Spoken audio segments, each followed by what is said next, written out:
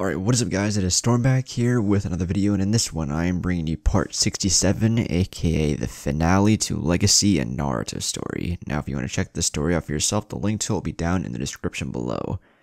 But man, has it been a ride with this series. But before that, if you like the content you're seeing, be sure to subscribe, like, and comment. I mean, they're all free, so why not? If you want some dope channel merch, the link to that will be down in the description below. And if you want to see more of me, be sure to go check out my other channels and go follow me on Twitter, Instagram, and TikTok, which will all be linked down below.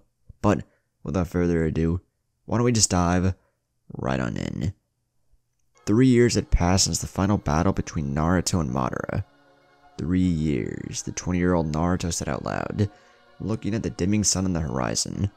Nothing had changed in his appearance to the exception of a more rugged face and a couple inches in height. He stood clad in nothing but boxers, admiring the darkening sky from the balcony. After the war had been settled and the city was up and running properly, Naruto and Hinata finally had their small wedding ceremony, and were now enjoying their honeymoon in Spring Country. Republic City had become the capital of the Elemental Nations, the largest city in the world with a population of millions. Their gates were open to the world, and anyone who wished to both visit and come to live in the large city were welcome. Republic City was home to a variety of iconic landmarks, a spacious city park, compliments of Hashirama Senju. At the very entrance of the city stood two gigantic statues of Naruto and Madara, just like the ones in the Valley of the End, and at the center, the Shadow Tower, both home and workplace of the man who watched over the city, Naruto Tsutsuki, the first Kage, aka the first Shadow of Republic City. No element was chosen to his title to remind people for what the city stood for.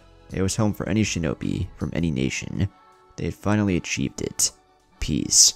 Naruto Tsutsuki, you read that correctly.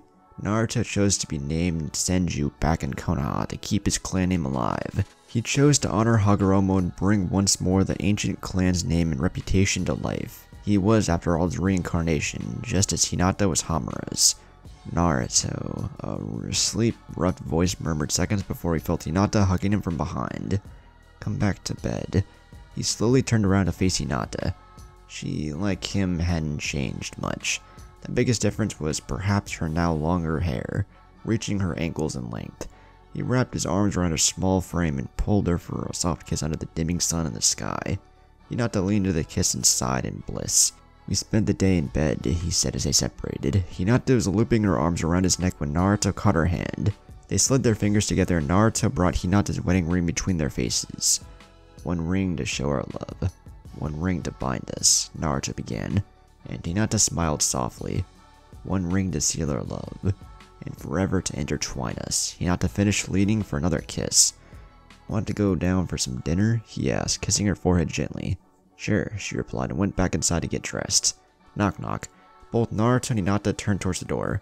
Oh, just a minute, Naruto replied, walking towards the bed and throwing a quick robe on. Come on in.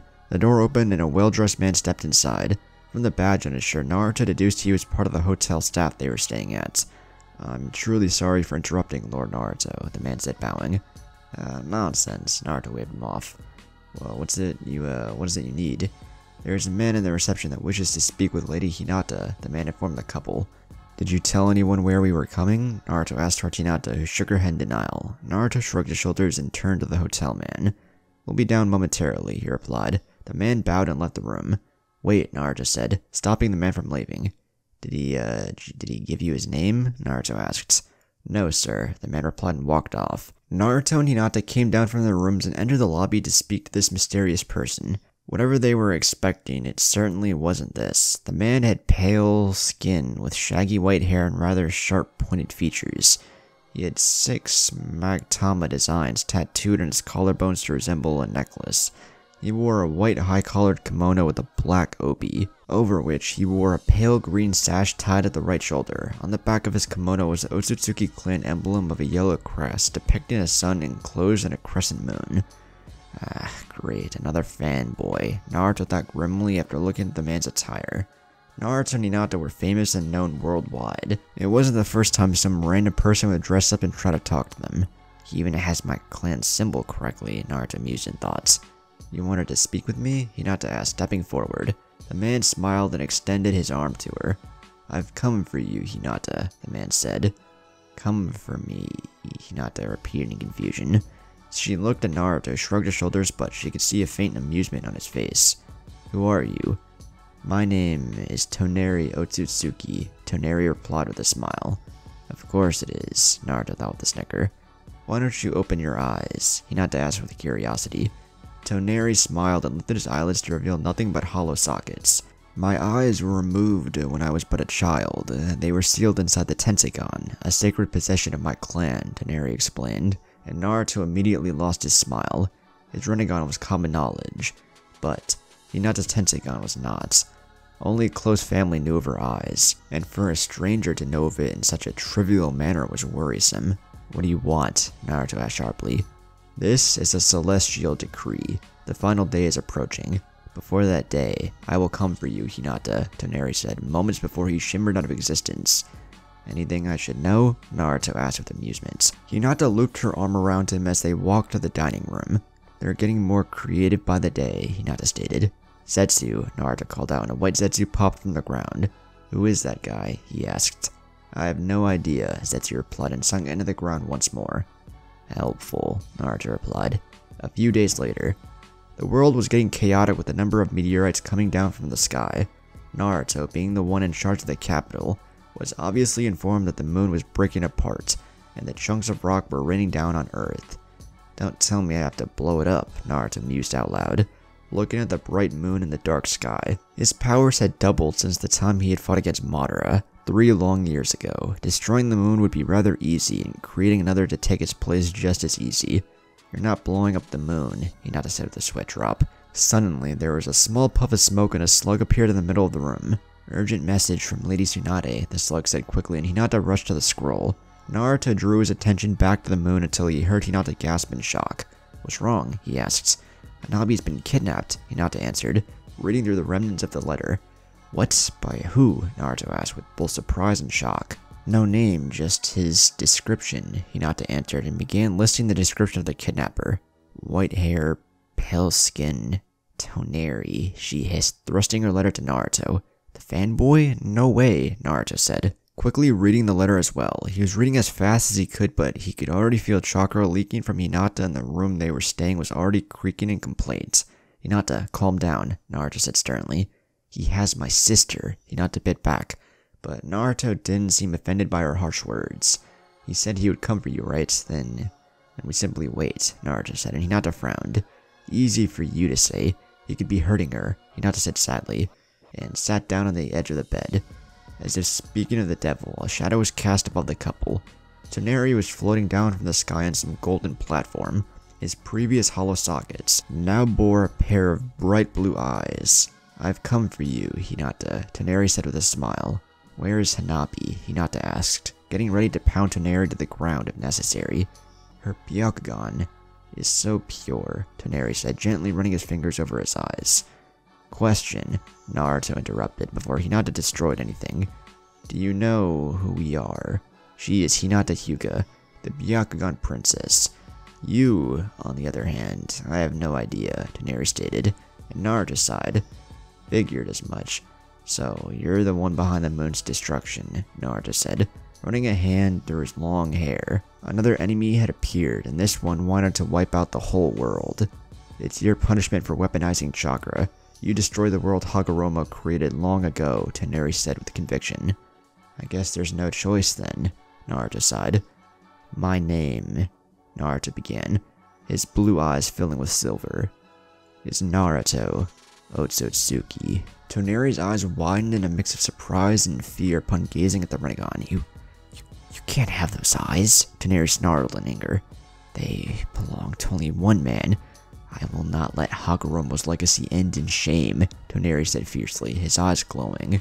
"Amenominaka," Naruto whispered. The space surrounding all three shinobi twisted, and the hotel room where they stood was replaced by a vast desert full of sand dunes. Toneri blinked as his surroundings changed in the blink of an eye. He looked at the horizon, but could find no end to the deserts. "What is this?" Toneri asked in disbelief. What happened?"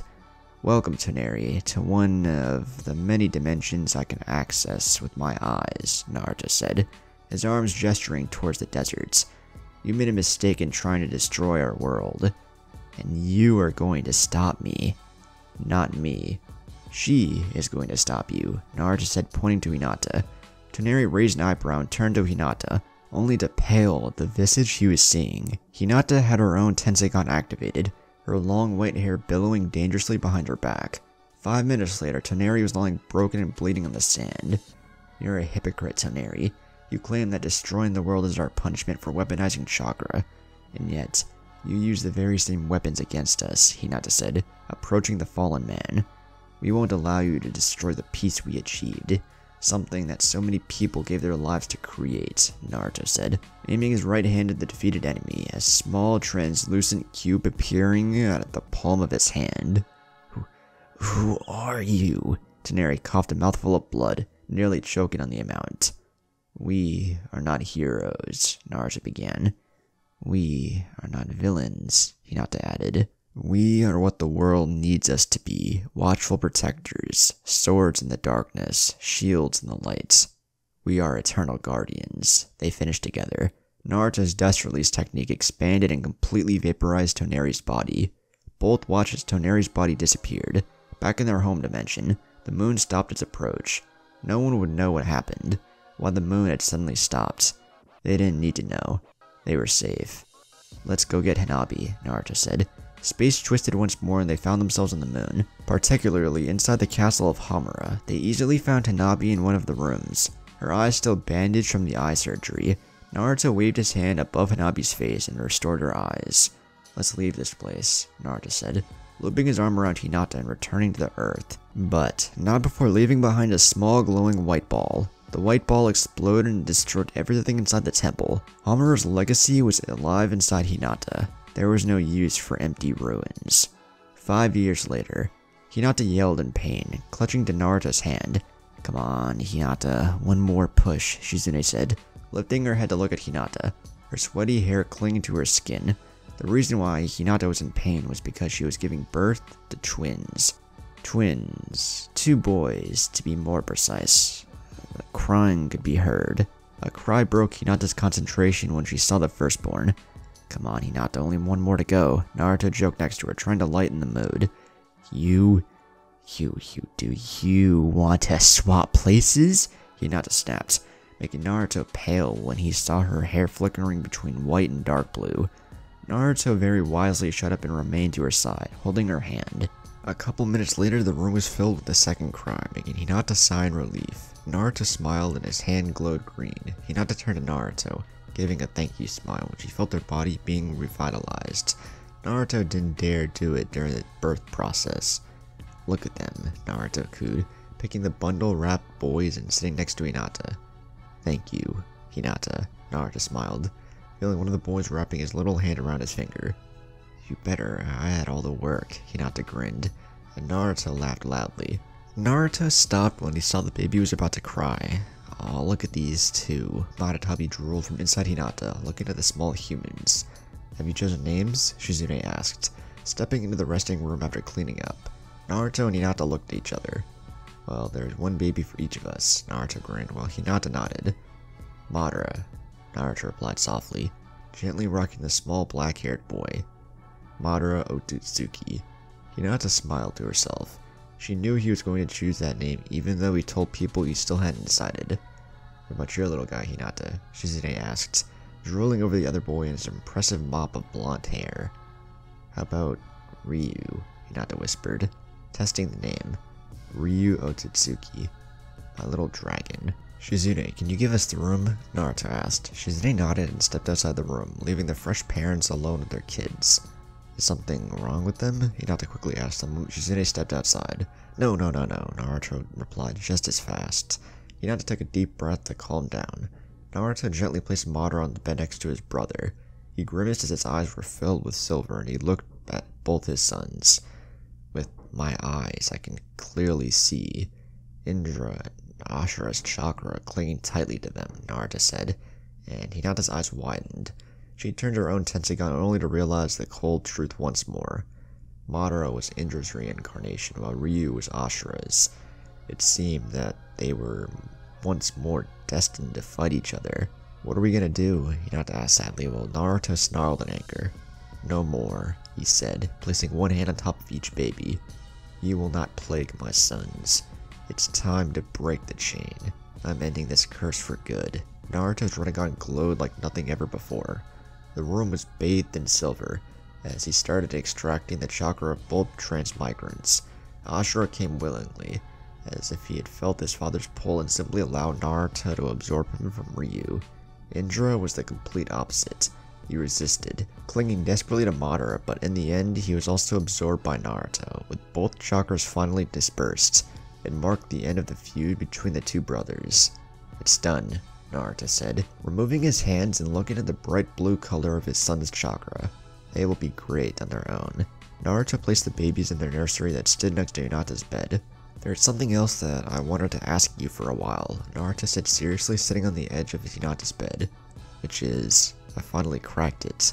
Immortality," Naruto replied with a chuckle. After hours upon hours of reading biology and experimenting, he had done it. "Really?" Hinata asked with doubts. "Look at this," Naruto said with no hesitation, and proceeded to chop off his left hand at the wrist level. Hinata blinked and was about to criticize Naruto and his recklessness, when the hand on the floor crumbled into nothing. She drew her attention back to Naruto, who could only watch with fascination as a new hand quickly regrew. The bone grew back, followed by the flesh, and finally being topped off by the skin. "How?" Hinata asked with no small amount of disbelief. "It's actually fairly easy. I just need to break the Hayflick limit and couple that with the faster cell division, enhanced immune system, and we have the perfect vessel," Naruto explained. And Hinata could only nod. "Which brings me to my question. Will you stand with me forever?" he asked, making Hinata's eyes soften. "Of course I will, knucklehead," Hinata replied softly. "Excellent," Naruto cheered, taking care to keep the noise low and didn't wake his sons. "What about Ryu and Madara?" she asked, looking at the peacefully sleeping babies. "I'll offer them the choice when they're ready," Naruto replied. "Now, take your clothes off," he said, making Hinata blink in surprise. "Why?" she asked, narrowing her eyes at the blonde. "I need to apply a seal," Naruto said, completely oblivious to Hinata's suspicions. She sighed and removed her clothes, lying naked on the bed. Hinata asked, drawing the attention from his current work. What seal is this anyway?" Hinata asked with curiosity. The seal was being drawn all over her body. The drawing itself seemed like a net all around her skin, with some type of lock sitting right between her chest, directly on top of her heart. "This might sting a little bit," Naruto said, and closed his eyes and opened them to show the Rinnegan with a silvery glow. Hinata was enveloped in a silver light, and she could feel tingling sensations all over her body. Her own Byakugan flared to life to notice what was happening in her body. Her eyes widened when she saw that every single cell in her body was being affected at once. Naruto seemed to be messing with the cellular division since Hinata recognized the patterns. Is he changing the proteins? Hinata wondered. She recognized that Naruto was messing up with their cells, but she didn't recognize what exactly he was doing or the ramifications he would bring. The glow seemed to die down, and Naruto placed his hand on top of the seal lock. "Seal," Naruto muttered, as the whole seal array glowed whitish before dying down and disappearing completely from view, like he had never been there in the first place. Naruto hummed when he realized that Hinata had asked something. "What'd you ask again?" Naruto asked, rubbing the back of his head. What seal is this?" Hinata asked as she started getting dressed. "Our body can regenerate itself completely as long as a single cell remains. This seal binds your soul to your vessel as long as there's something of it left. It also differentiates between bodies, completely destroying the one without our soul. Should you ever be split into 2 or more pieces and several bodies be generated at once, the seal will make sure only one body remains," Naruto explained, and Hinata nodded in fascination. He seemed to have thought this through. "I give you the pinnacle of the sealing arts," Naruto said, taking a small amount of pride in his work. "The seal of everlasting life. Well, at least for now," he added in afterthought. "What do you mean for now?" Hinata asked, stressing the last 2 words. "What I'm trying to say, Hinata, is that we're freaks of nature, you and I," Naruto said, running a hand through his hair. Hinata raised an eyebrow at his declaration, but remained silent.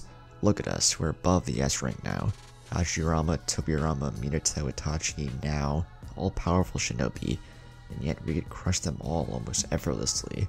I have a theory that you and I would become immortal regardless of our vessels and this seal," Naruto sighed. "What makes you say that?" she asked quietly. "Our powerful chakra. We've grown too powerful to simply die and move on," Naruto said and stopped. letting the words sink in. When the day finally comes that we finally die, we could choose to reincarnate like Indra and Ashura did, Naruto explained. But, Hinata said and stopped momentarily. But we wouldn't remember anything. All the memories and experiences that make us who we are would be lost. I suppose that might be true, Naruto conceded before grasping her hand tenderly. Regardless, I would find you, and wherever you stood. 20 years later, Naruto was 45. Naruto was strolling through the park of the city, enjoying the fresh air and the small contact with nature. He nodded those who greeted him as he walked through the cobblestone path until he reached the center of the park itself. In the middle of the park stood a single monument. The stone was white marble, and it resembled some type of coffin. By the monument stood two shinobi, one on each side, with perfect posture. Naruto walked towards the monument, stopping behind the wire that surrounded the monument. Tomb of the Unknown Warrior, in memoriam, the world's unknown warrior, killed in the 4th Great Shinobi War. All honor to him, friend or foe, who fought and died for his nation. May the tragedy of his supreme sacrifice bring to us the living, enlightenment and inspiration. Fill us with ever-mounting zeal for the all-compelling quest of peace. The Tomb of the Unknown Warrior was a monument dedicated to the shinobi who had died without their remains being identified. Throughout history, many shinobi had died in war with their remains being unidentified. This was in dedication to the services of an unknown shinobi, and the common memories of all shinobi killed in any war. However, to Naruto, the monument contained the crypt of Hanako Namikaze, and resting atop of her coffin, a single head protector with a leaf symbol, Madara's head protector for the days he belonged to the Leaf Village. Sensei, Naruto heard a familiar voice. I figured I'd find you here. Naruto turned around to look at one of the students belonging to his old 3-man Genin cell. Sasuke along with his son, Madara, and a civilian-born Kunoichi were his Genin team. Sasuke, Naruto smiled. Sasuke walked until he stood next to him. He gave a small bow to the monument and turned towards Naruto. They're looking for you. The other Kages are already here, Sasuke said, and Naruto nodded.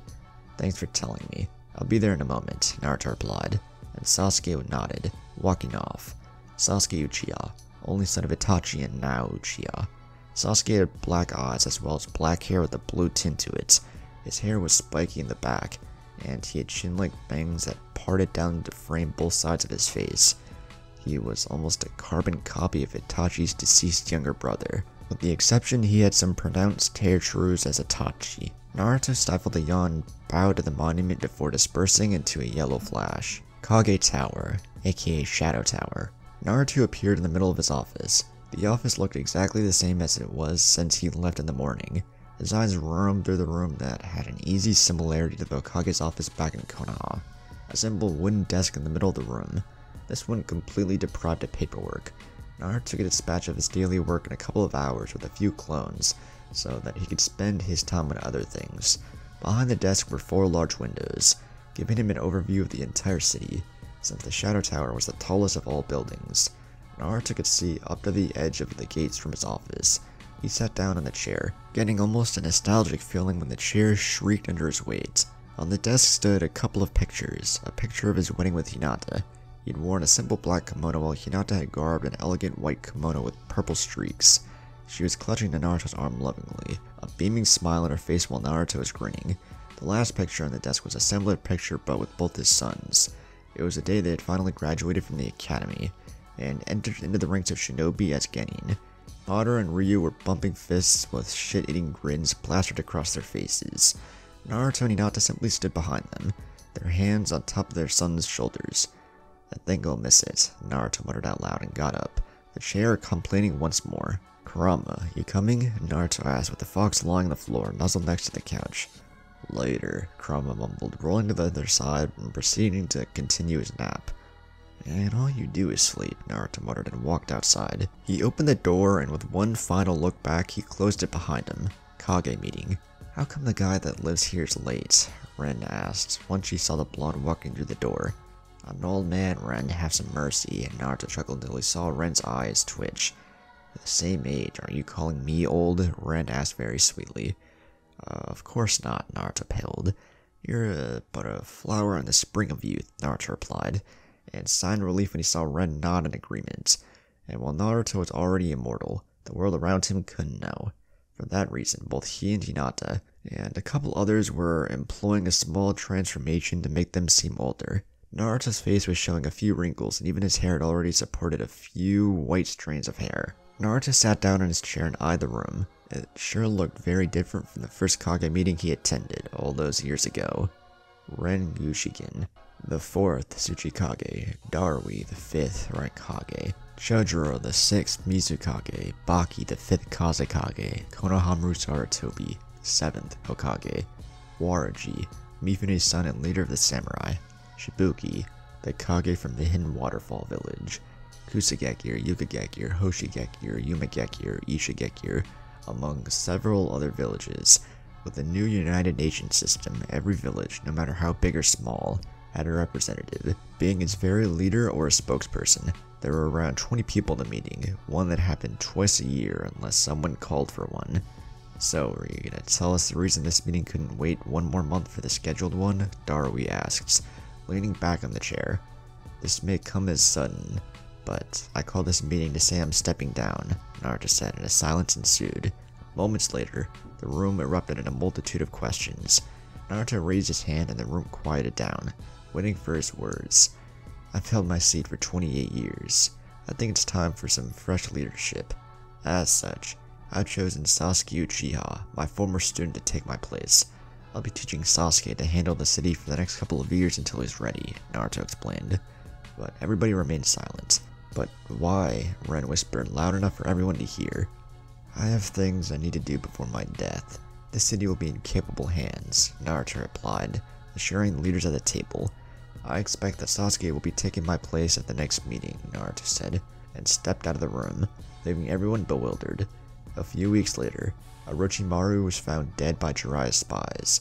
The cause of death was declared as accidental jutsu. Around 40 years later, he was called many names: Demon, Monster, Fox, Thunder God, Hero, God of the Shinobi, the one above all, Savior of this world. But the names he would be most proud of would be Leader, Teacher, Husband, Father, and Friend. This is the funeral of Naruto Otsutsuki, the first Kage, Sasuke said, looking at the ocean of people standing in front of him. Thousands of people had come to Naruto's burial. They came to thank the man that had changed the world.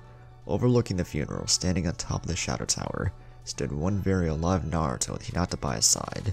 All the signs of age Naruto bore were gone, and were replaced by a young face. Naruto turned to his wife only to see her crying. Why so many tears? Naruto asked softly, wrapping his arms around Hinata and burying her head in his chest. His chest, Hinata sobbed. I feel like we're abandoning them.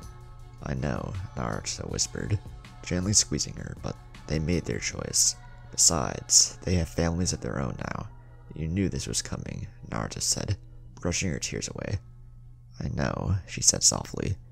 Are you ready? Naruto asked, and she nodded. Both Naruto and Hinata jumped on top of Silver. Let's go. A roar could be heard. Silver stretched his massive wings and unleashed a loud roar before taking to the skies. The story of Naruto Otsutsuki may be over, but the story of the Eternal Guardians was just beginning. The end. 愛してる。